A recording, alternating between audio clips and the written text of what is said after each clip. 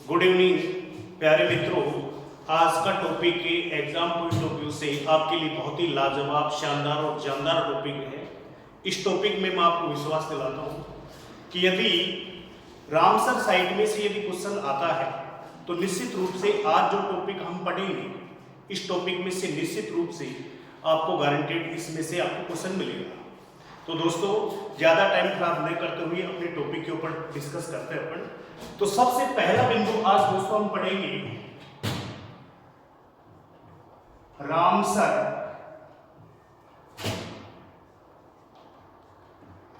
Convention. Ramsar convention स्थल, इस topic के अपन डिस्कस करेंगे। सबसे पहले दोस्तों रामसर कॉन्वेंशन स्थल क्या है?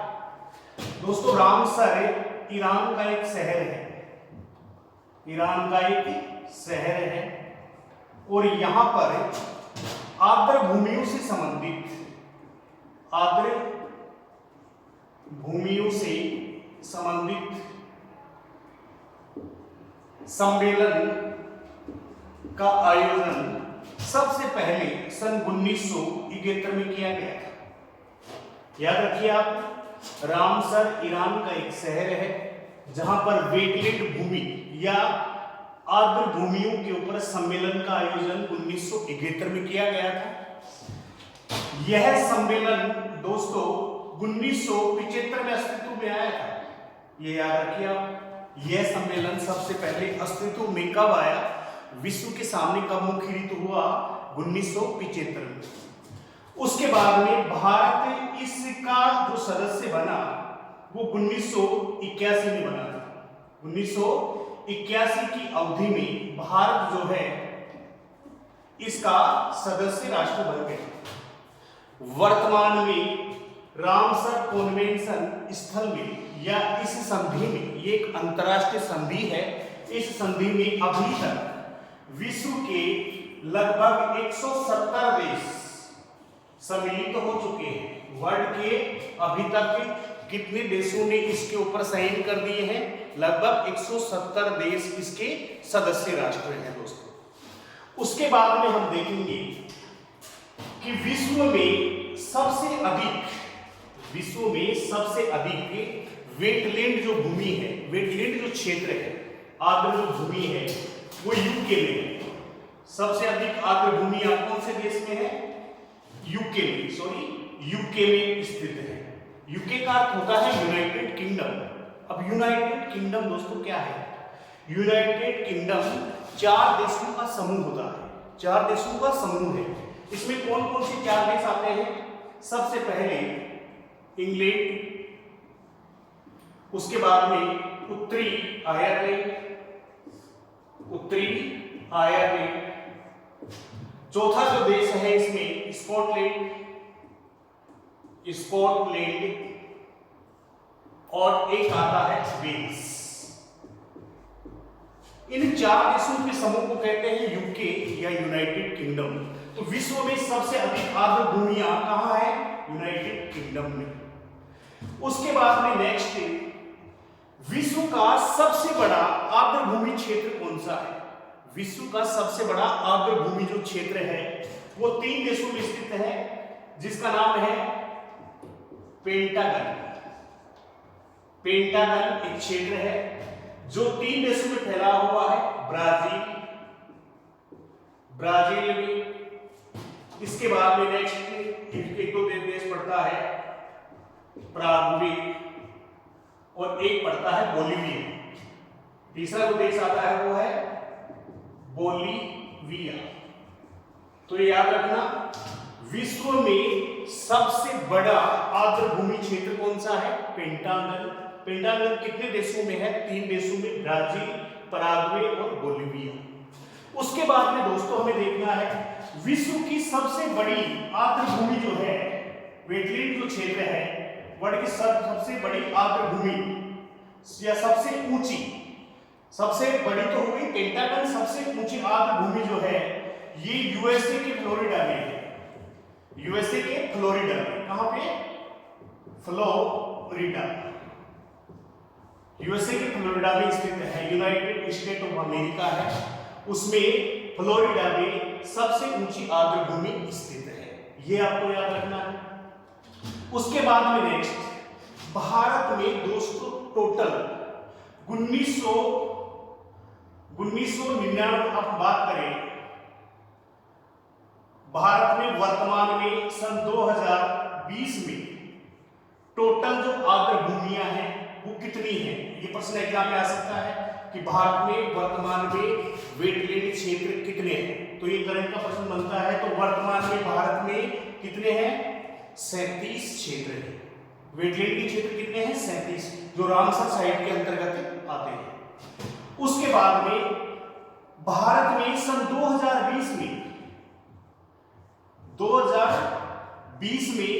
10 साइट बनाई गई थी, 10 रामसर साइट।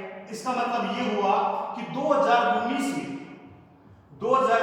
27 थी, 2019 में 27 रामसर साइट थी, 2020 में 10 बढ़ा दी गई थी, इनकी संख्या टोटल हो गई 37। समझ में आ रहा है आपको? 2020 तक टोटल आर्द्रभूमि भारत में कितनी है, 37। 2019 में इनकी संख्या थी 27, 2020 में कितनी बढ़ाई गई, 10, तो टोटल इनकी संख्या कितनी हो गई, 37। ये याद रखना। उसके बाद में हम देखेंगे कि हमारे भारत में सबसे पहली जो आर्द्रभूमि है वो कौन सी है, वो क्षेत्र है चिल्का झील। चिल्का झील कहां पड़ती है, उड़ीसा में। और मित्रों याद रखना, भारत की खारे पानी की सबसे बड़ी झील भी है ये, और उड़ीसा राज्य में है, जिसको क्या घोषित किया गया था 1981 में। भारत का पहला वेटलैंड जो क्षेत्र है वो कौन सा है, चिल्का झील, उड़ीसा, 1981। दोस्तों साथ ही याद रखना है कि चिल्का झील को रामसर साइट का अवार्ड भी मिल चुका है। रामसर साइट का जो अवार्ड कौन से क्षेत्र को नवाजा गया, कौन से क्षेत्र को दिया गया, चिल्का झील क्षेत्र को, जो कहां है, उड़ीसा राज्य में। ये रामसर साइट में कब सम्मिलित किया गया था, 1981 में। ये भारत का पहला स्थल है। उसके बाद में हम देखते हैं कि हमारे भारत के 2 महत्वपूर्ण क्षेत्र हैं जो अभी खतरे में हैं। जो रामसर साइट के महत्वपूर्ण जो क्षेत्र घोषित किए गए थे उनमें 2 क्षेत्र हैं जो अभी खतरे में हैं, जो संकट में है। पहला नंबर 1 केवलादेव घना पक्षी विहार, केवलादेव पक्षी विहार, ये अपने राजस्थान के भरतपुर में है, जो राजस्थान का दूसरा महत्वपूर्ण राष्ट्रीय उद्यान है। याद रखना कौन कौन से 2 क्षेत्र जो है वो खतरे में है, केवलादेव घना पक्षी विहार अभयारण्य भरतपुर राजस्थान, और दूसरा क्षेत्र है लोकटक क्षेत्र।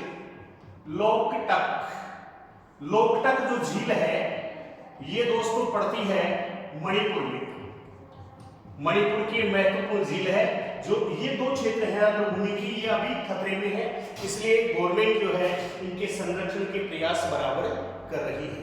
तो आपको ये याद जरूर रखना है। राजस्थान का पहला वेटलैंड क्षेत्र ये है, राजस्थान का पहला वेटलैंड क्षेत्र केवलादेव घना पक्षी विहार, ये भी सम्मिलित किया गया था 1981 में। ये याद रखना, राजस्थान में वेटलैंड के 2 क्षेत्र हैं, केवलादेव और सांबर क्षेत्र, केवलादेव और सांबर झील क्षेत्र, जो रामसर साइट के अंतर्गत आते हैं। तो भारत में यदि संकट की बात करें कि इनके ऊपर कौन कौन से क्षेत्रों के ऊपर संकट आ पड़ा है, तो केवलादेव घना पक्षी विहार अभयारण्य भरतपुर, और दूसरा है लोकटक झील मणिपुर। तो ये भी चीज आप जहां तक मैं समझता हूँ ये चीज बिल्कुल क्लियर आपको समझ में आ रही होगी। उसके बाद में दोस्तों हम देखते हैं, आप इसका स्क्रीनशॉट ले लीजिए एक बार, क्योंकि सारे topic exam point of view से बहुत ही इंपॉर्टेंट टॉपिक है ये।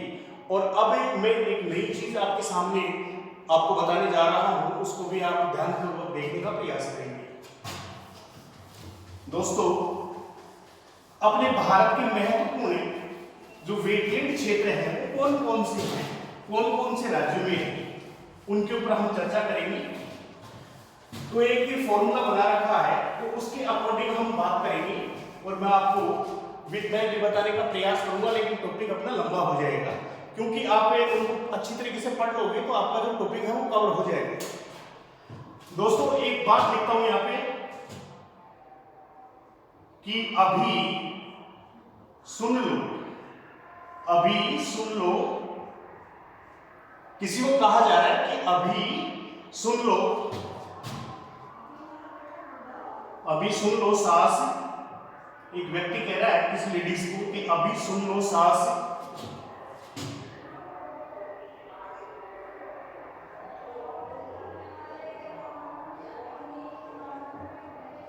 राना बे,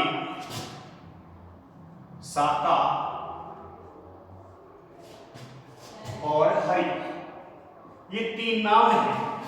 अभी सुन लो सास, राना बे, साका, हरि को चाव सुन भोजन करवा दो, भोजन करवा दो। ये मैंने मेरे तरीके से एक ट्रिक बनाई है जिसमें लगभग आपके 15 से 20 जो बातें हैं वो चीजें क्लियर हो जाएंगी। देखो अभी इसको याद रखने में कहीं कोई दिक्कत नहीं होगी। देखिए सुनिए इसको, अभी सुन लो सास, एक साथ बोलो, अभी सुन लो सास, रनाबे, 3 व्यक्ति है ये, रनाबे, साका, हरि को, रनाबे, साका और हरि को चावसु मतलब समझ रहे हो क्या? मतलब एक मनमोहक तरीके से इंटरेस्ट लेके और उसको भोजन करवा दो ताकि वो खुश होकर अपने घर जाए। अब ये याद रखने में कहीं कोई दिक्कत आपको नहीं होगी साहब। एक बार पुनः देख लो, अभी सुन लो सास, रनाबे, साका, हरि को चावसु भोजन करवा दो। अब यहाँ पे देखो दोस्तों, अब मैं कर्म से ले रहा हूं इनको। देखो ए का मतलब हुआ अष्टमुदी, अष्टमुदी जो झील है दोस्तों ये केरल में पड़ती है, जो वेटलैंड पहला क्षेत्र आता है। उसके बाद में भी से हम लगा देंगे भीतर कनिका, भीतर कनिका कहां पड़ता है? उड़ीसा में, ये दूसरा महत्वपूर्ण क्षेत्र है। सू से लगाएंगे हम सूखना क्षेत्र पड़ता है चंडीगढ़ में। कहां पड़ता है? चंडीगढ़, जो एक केंद्र शासित प्रदेश है, जो पंजाब और हरियाणा दोनों राज्यों की राजधानी भी है। और याद रखो दोस्तों, चंडीगढ़ राजस्थान का सबसे सुव्यवस्थित शहर माना जाता है, जो मास्टर प्लान के तहत ये बना हुआ है, जो सेक्टरों में डिवाइड है। न से दोस्तों लगाएंगे यहां पे नल सरोवर पड़ता है मित्रों गुजरात में, गुजरात। फिर लो से लगाएंगे हम लोकटक जो मैंने बताया था आपको, ये मणिपुर में है, जो एक संकटग्रस्त क्षेत्र है। सा से हम लगाएंगे यहां पे सांडी क्षेत्र पड़ता है मित्रों यूपी में। फिर से लगाएंगे समसपुर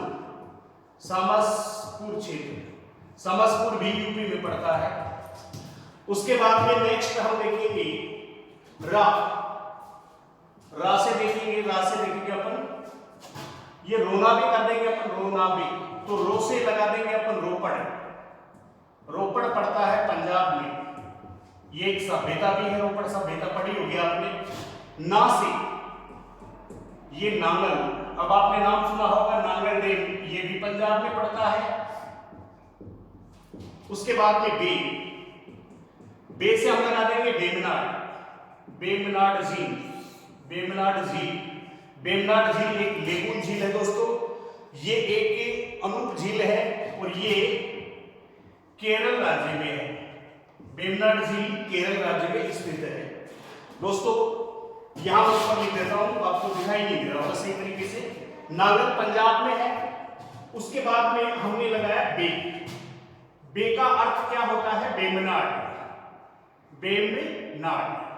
बेमनाड झील केरल में पड़ती है, ये एक लेगून झील है, एक अनूप झील है। उसके बाद में आता है सा का अर्थ यहां पे लगाएंगे दोस्तों सांभर अपने राजस्थान में पड़ती है और राजस्थान में इसका अपवा क्षेत्र 3 जिलों में है, जयपुर, अजमेर और नागौर जिले में। और ये भारत की सबसे अधिक नमक उत्पादन करने वाली झील भी है। यहाँ से दोस्तों भारत का 8.7% नमक उत्पादित होता है सामर साल्ट लिमिटेड के निर्देशन में। और ये एक भारत सरकार का उपक्रम है सामर साल्ट लिमिटेड, जिसकी स्थापना 1964 में की गई थी। और ये इसका मुख्यालय जो है ये जयपुर में है। कहां से हम लगाएंगे कांवर, कहां से हम लगाएंगे कांवर।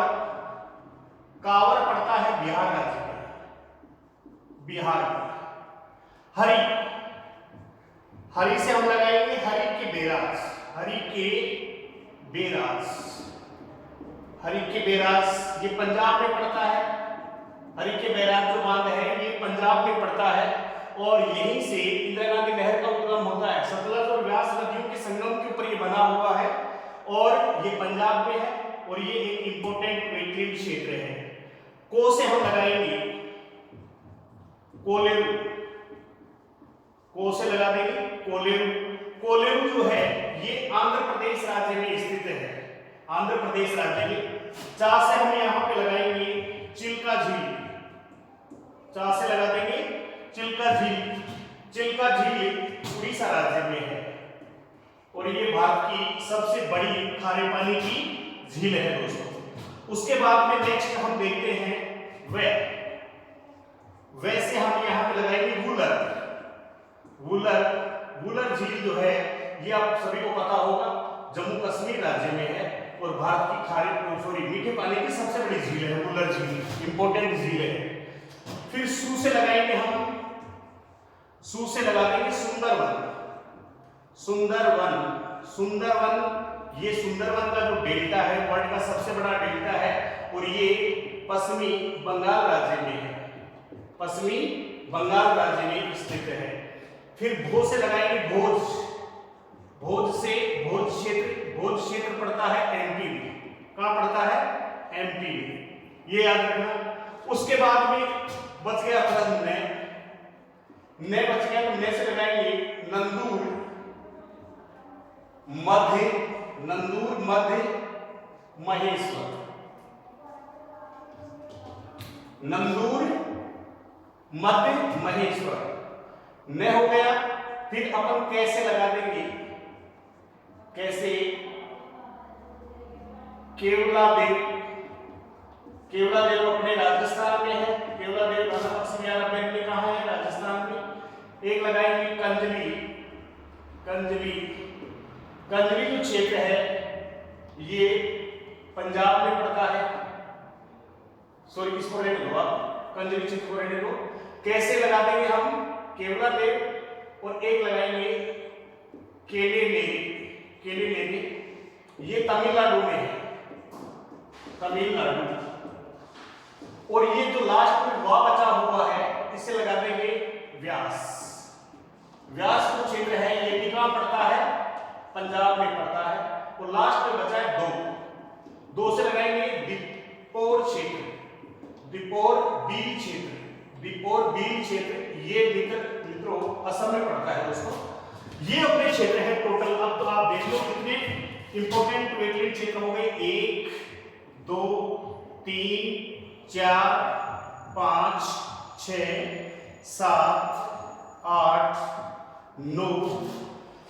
उसके बाद में 10 11 12 13 14 15 16 17 18 ये 19 20 21 22 और ये 23।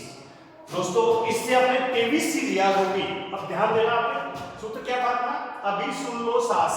कहा जा रहा है किसी और को अभी सुन लो सास, रोनाबे शाकाहारी को चाव से भोजन करवा। ऐसे लगाया अष्टमुखी, भी से लगाया भीतर कहने का, सू से लगाया सूखना। सूखना चंडीगढ़ में है। ने से लगाया नल सरोवर गुजरात में। लो से लगाया लोकटक मणिपुर में। सा से लगाया हमने सांडी क्षेत्र यूपी। से लगाया हमने समस्तीपुर। रो से लगाया हमने रोपड़। ना से लगाया हमने नांगल। रोपड़ और नांगल दोनों पंजाब में है। उसके बाद में बे से देवनाट केरल में है। सा से सामर राजस्थान में है, ये राजस्थान का दूसरा महत्वपूर्ण वेटलैंड क्षेत्र है। का से कांवर बिहार में, हरी से हरिके बैराज, और को से कोलेरू, कोलेरू आंध्र प्रदेश में, चा से चिल्का, वै से वूलर जम्मू कश्मीर, सू से सुंदरवन पंजाब, भूर से एमपी, न से नंदूर मधेश्वर, मध्य महेश्वर ये उड़ीसा, सॉरी ये दोस्तों ये मैंने लिखा निकाल लिया, ये महाराष्ट्र में है, नासिक के समीप। और कैसे केवल राजस्थान, केले मेरे तमिलनाडु, वहां से व्यास पंजाब, और दो से दीपोर बीन क्षेत्र असम। ये टोटल इस सूत्र के द्वारा 23 चीज आपके सामने आ गई, जो एक इंपॉर्टेंट टॉपिक, बेस्ट एग्जाम की दृष्टि से इंपॉर्टेंट टॉपिक है। ऐसे इस तरह से पढ़ लो, निश्चित रूप से इसमें से क्वेश्चन आपके आएगा ही आएगा। Thank you.